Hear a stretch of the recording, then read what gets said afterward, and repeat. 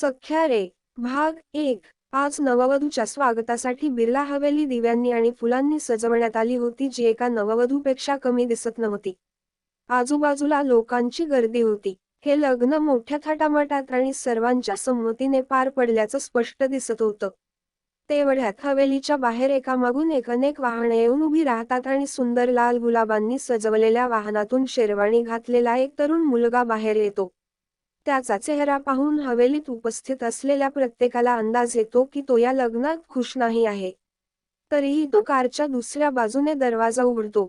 त्यातून वधूच्या पोशाखात एक अतिशय सुंदर गोरी मुलगी बाहेर पडते. नवीन घरात आल्याचं दुःख आणि अस्वस्थता तिच्या चेहऱ्यावर स्पष्ट दिसत होती.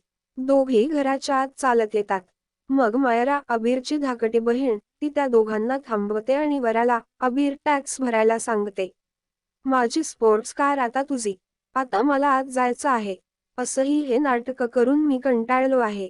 असं म्हणत अबीरने कारची चावी मायराच्या दिशेने फेकली आणि दारातून आत येण्याच्या बेतात असताना मायरा नवरीकडे जाते. अक्षरा, गाडीच्या चाव्या हातात धरून तिला म्हणाली. वहिनी, तुम्ही भारी तर नाही ना आहात? अक्षराला मायराचा प्रश्न समजला नव्हता.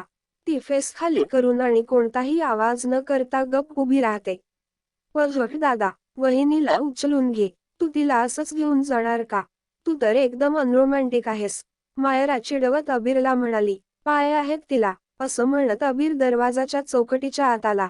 मायराने अबीरचा हात धरला आणि त्याच्या कानात कुजबुजली. हे काय आहे दादा, तू असं वहिनीला उचलून न घेता आत नाही जाऊ शकत. आणि असंही सगळ्यांच्या नजरा तुझ्यावरच आहेत. बाजूला बघ. जे काही करायचं आहे ते लवकर कर, मी खूप थकलो आहे. अबीर घरात उभ्या असलेल्या लोकांकडे पाहत म्हणाला. आई, लवकर सर्व विधी पूर्ण कर. मायरा तिच्या आईला, सुनीता, म्हणते. काही वेळातच घरातील सर्व विधी संपले आणि अबीर अक्षराला उचलून घेऊन त्याच्या खोलीकडे जायला निघाला. रूममध्ये येऊन डोअर लॉक केल्यानंतर, एकदा मी तुझ्यासोबत नशेच्या अवस्थेत झोपलो होतो याचा अर्थ असा नाही आहे की तू माझ्या आयुष्याचा एक भाग झाली आहेस. हे विसरू नकोस की तुझी लायकी काय आहे आणि माझी काय आहे ते. तू माझ्या बोटातील धुळीच्या बरोबरीनेही नाही आहेस. मी तुझ्याशी लग्न केलं ते फक्त माझ्या कुटुंबासाठी आणि माझ्या रेपुटेशनसाठी. नाहीतर मी तुझ्यासारख्या मुलीला कधीच माझ्या आयुष्यात येऊ नसतं दिलं. ती रात्र माझ्या आयुष्यातील सर्वात वाईट रात्र होती. आपल्या वधूला यादृच्छिकपणे बेडवर फेकून देताना अबीर म्हणाला. बेडवर होऊन अक्षरा अश्रूंनी भरलेल्या डोळ्यांनी अबीरकडे बघू लागली. अबीरचा एक एक शब्द तिच्या मनाला हादरवून टाकतो. अबीर त्याचा एक पाय उचलून बेडवर ठेवतो आणि अक्षराचे गाल आपल्या हाताने पकडून धमकीच्या स्वरात म्हणतो. आपल्यात झालेलं बोलणं या रूमच्या बाहेर जाता कामा नये. नाहीतर तुझी अवस्था त्या रात्रीपेक्षाही वाईट होईल. असं म्हणत अबीर फ्रेश होण्यासाठी बाथरूममध्ये गेला तर अक्षरा तिच्या गुडघ्यात चेहरा लपवून रडायला लागली. रडत रडत अक्षरा त्याच वेशात तिचे गुडघे छातीपर्यंत घेत बेडवर झोपी जाते. अबीर फ्रेश होऊन जेव्हा बाहेर येतो तोपर्यंत अक्षरा झोपलेली त्याला दिसते. जे बघून अबीरच्या मनात प्रचंड तिरस्कार भरून येतो आणि तो त्याच्या असिस्टंट राघवला फोन करतो आणि त्याला कार बाहेर काढा सांगतो आणि तो स्वतः नाईट सूटमध्येच बाहेर निघून जातो. काही वेळ वाट पाहिल्यानंतर बिर्ला मॅन्शनच्या बाहेर एक कार थांबते आणि अबीर कारमध्ये बसतो. सर, तुम्हाला कुठे जायचं आहे? आज रात्री तुम्ही मिसेस बिर्ला सोबत राहणार नाही आहात का? राघवने मान वळवून अबीरला विचारलं. राघवचा प्रश्न ऐकून अबीर डोकं वर करून राघवकडे पाहतो आणि किंचित संतप्त स्वरात त्याला बोलतो. जुहू गार्डनच्या मेन्शनकडे चल. पण सर, मिसेस बिर्ला. राघव हे बोलताच अबीर म्हणाला. तुझ्या कामाशी काम ठेव. येस सर, म्हणत राघव गाडी स्टार्ट करतो आणि कोणताही प्रश्न न विचारता गाडी चालवायला लागतो. काही वेळातच जुहू गार्डन समोर गाडी थांबते आणि अबीर गाडीतून उतरून एका आलिशान बंगल्यासमोर उभा राहतो. बंगल्याच्या एका रूमच्या खिडकीतून प्रकाश बाहेर येत होता आणि बाकीच्या खोल्यांमध्ये फक्त अंधारच दिसत होता. रूमचा लाईट पाहून अबीर म्हणतो. निघायच्या आधी लाईट का बंद केली नाहीस? राघव गाडीतून बाहेर येत. सर, त्या रूमच्या स्विचमध्ये काही प्रॉब्लेम होता. हात लावल्यावर करंट बसत होता. मी तो बंद करण्याचा प्रयत्न केला पण करंटमुळे मी त्याला पुन्हा हात लावला नाही. तुम्ही सुद्धा हात लावू नका. उद्या मी इलेक्ट्रिशियनला बोलावून नीट करून घेईल. अबीर राघवकडे रागाने पाहत, आत्तापर्यंत ठीक व्हायला हवं होतं. बरं ठीक आहे, उद्या सकाळी त्या मुलीला इथे शिफ्ट करायला मला मदत कर. मी पुन्हा तिकडे नाही जाणार आणि हो सोशल मीडियावर माझ्या आणि त्या मुलीच्या लग्नाचे खूप सारे फोटोज पोस्ट झालेले आहेत, ते सर्व फोटो उद्यापर्यंत मला दिसायला नको. असं म्हणत अबीर त्या मोठ्या बंगल्याकडे निघाला आणि बंगल्याचा दरवाजा उघडून आत गेला.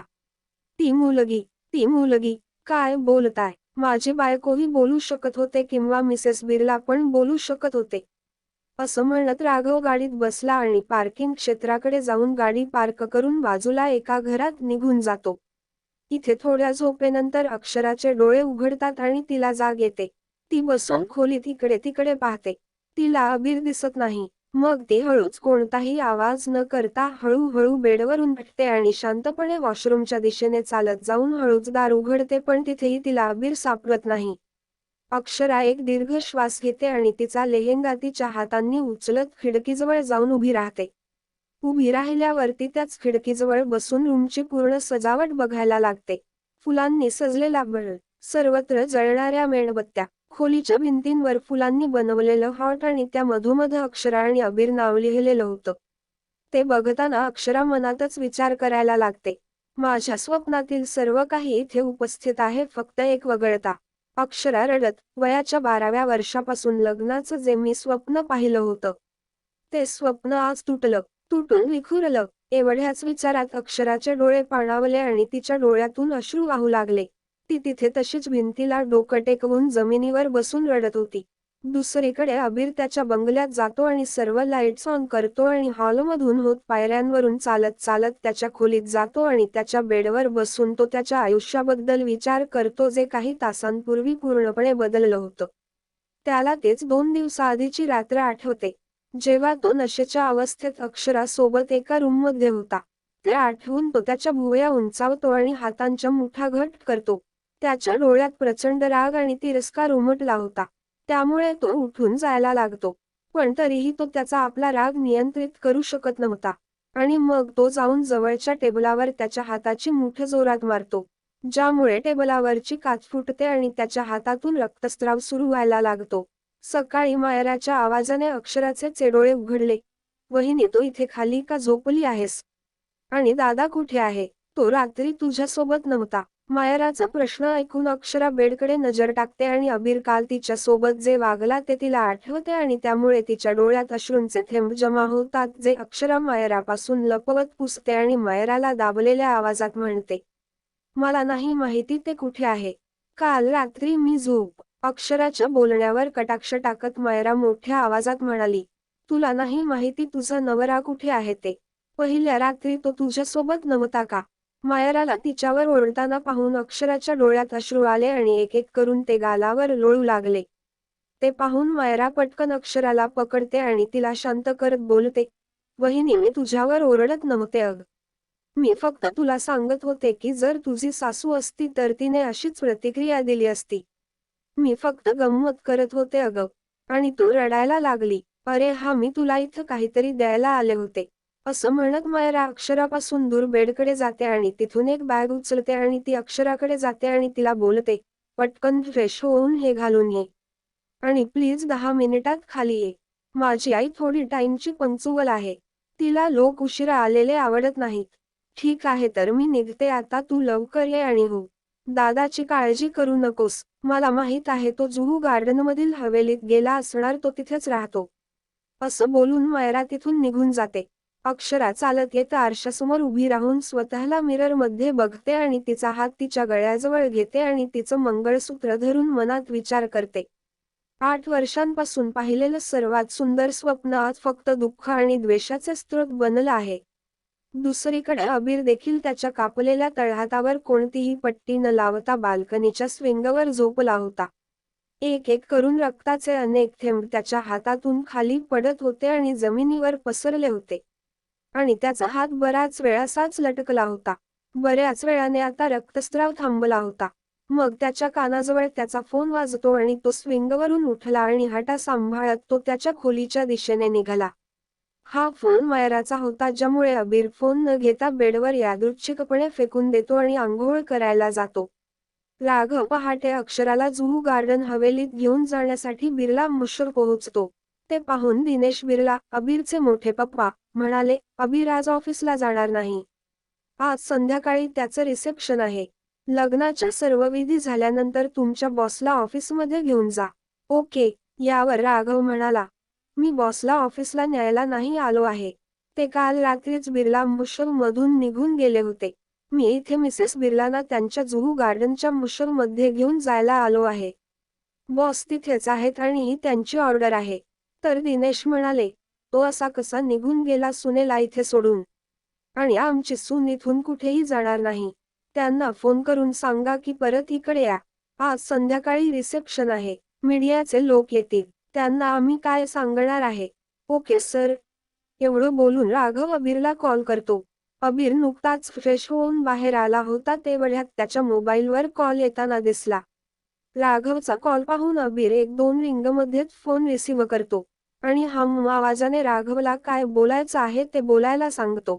सर, ते दिनेश सर सांगत आहेत की मिसेस बिर्ला अजून इथून नाही जाणार.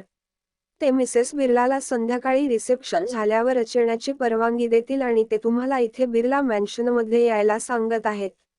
राघव फोनवर सांगत होता. अबीर राघवचं रिसेप्शन बद्दल ऐकून रागाने मुठभर करत म्हणाला, कोणाच्या परमिशनने रिसेप्शनची पार्टी ठेवण्यात आली आहे?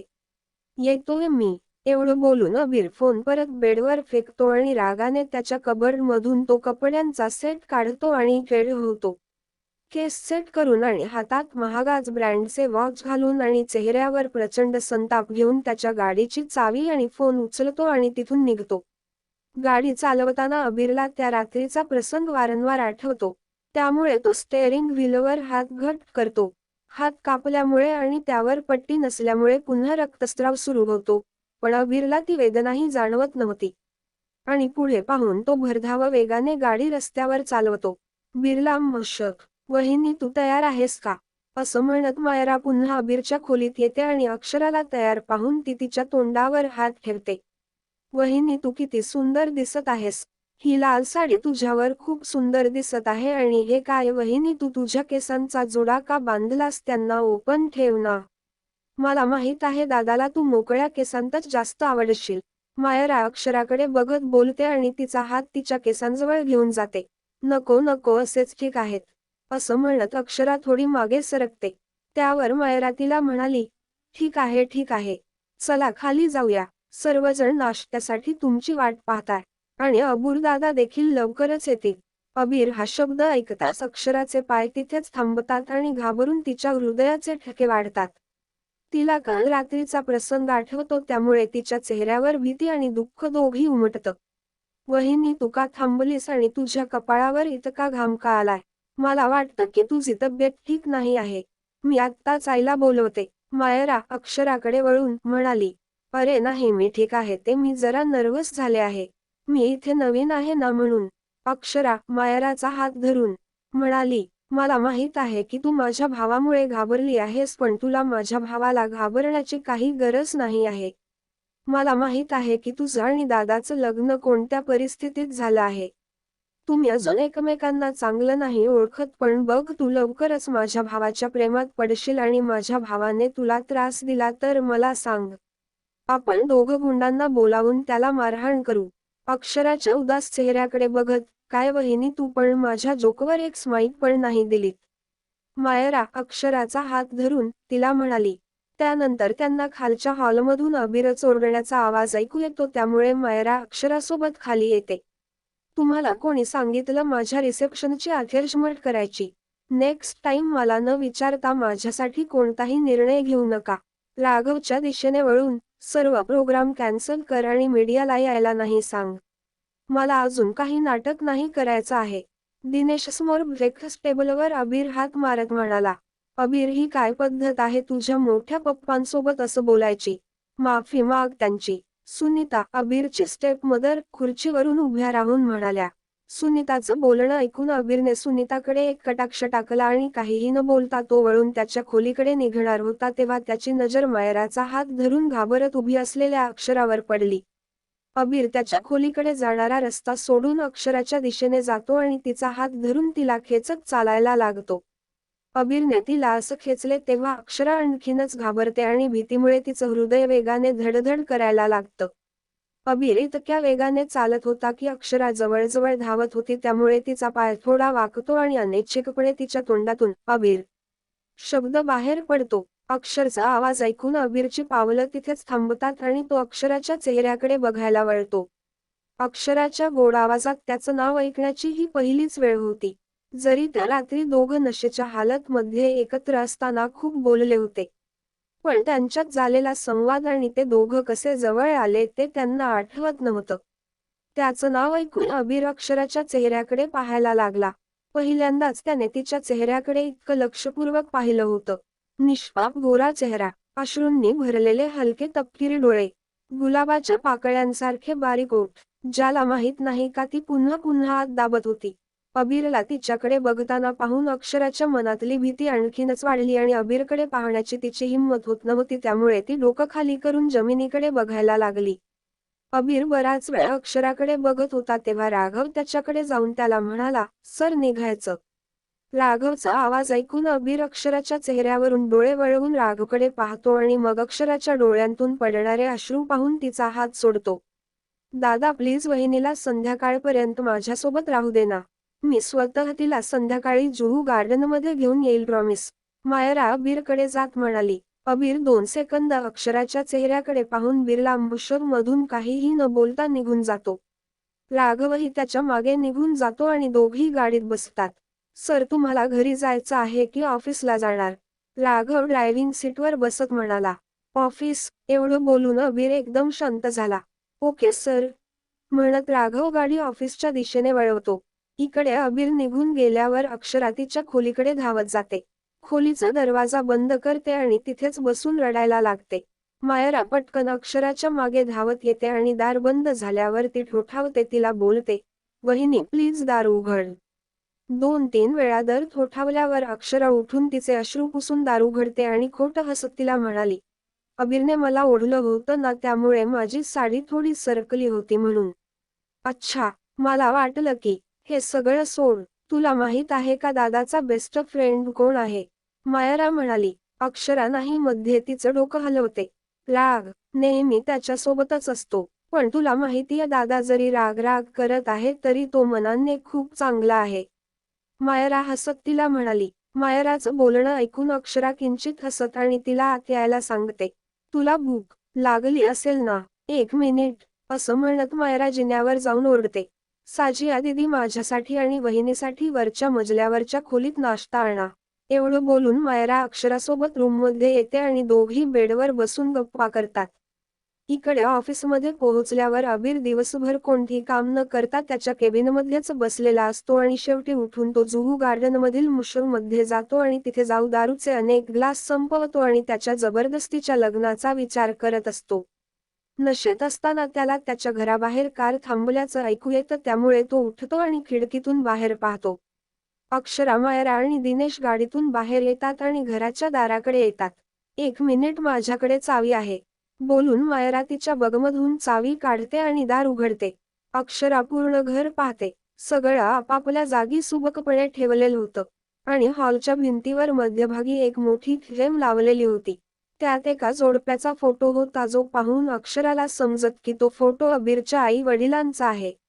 मग मायराच्या आवाजाने अक्षराचं लक्ष वेधलं जातं. "वहिनी, तू आत येऊ नकोस, थांब इथेच, मी काहीतरी आणते." एवढं बोलून मायरा आत धावत जाते आणि एका हातात पूजेची थाळी आणते आणि दुसऱ्या हातात तांदुळाने भरलेला कलश दाराची चौकट समोर ठेवते. पूजेचे ताट अक्षरासमोर ठेवत ती म्हणते, "वहिनी, या घरात पहिल्यांदाच तू येते ना, म्हणून गृहप्रवेश तर बनतो ना?"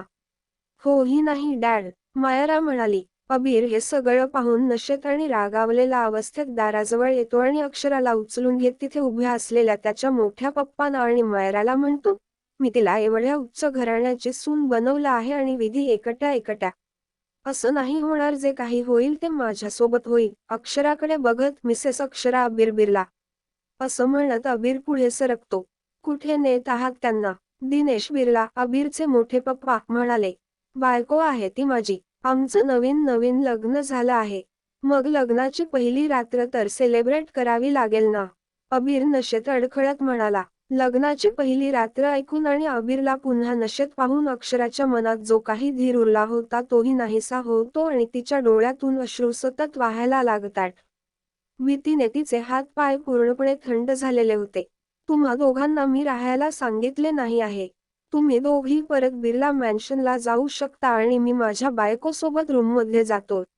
अबीर अक्षराला उचलून घेऊन पायऱ्यांजवळ जात मायरा आणि त्याच्या मोठ्या पप्पांकडे वळून म्हणाला, दादा नशेत आहे. डॅड आपल्याला वहिनीला हेल्प करायला हवी. अबीरला जाताना पाहून मायरा म्हणाली, त्या दोघांचंही लग्न झालं आहे आणि आपण अबीरसमोर काहीही बोलू शकत नाही. तो कसा आहे ते तुला सुद्धा माहिती आहे.